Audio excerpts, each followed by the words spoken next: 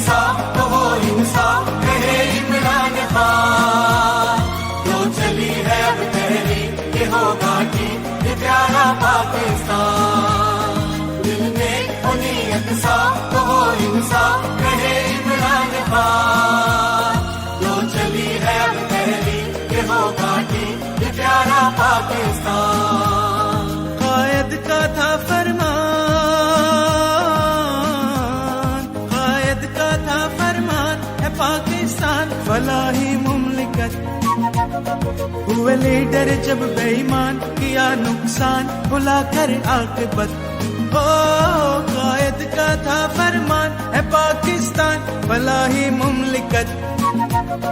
हुए लीडर जब बेईमान किया नुकसान बुलाकर आकबत। अब लोग नहीं नादान,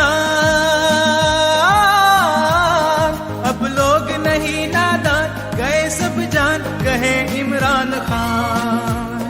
अब होगी जो निगरान ये नस्ल जवान बढ़ेगा पाकिस्तान। दिल में हो नीयत साफ तो हो इंसाफ कहे इमरान खान। जो चली है अब तहरीक ये होगा ठीक ये प्यारा पाकिस्तान।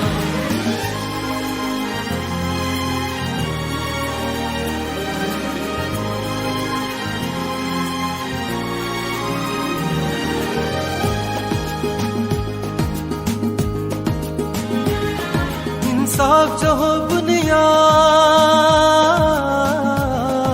इंसाफ जो हो बुनियाद तो मुल्क को कौम हमेशा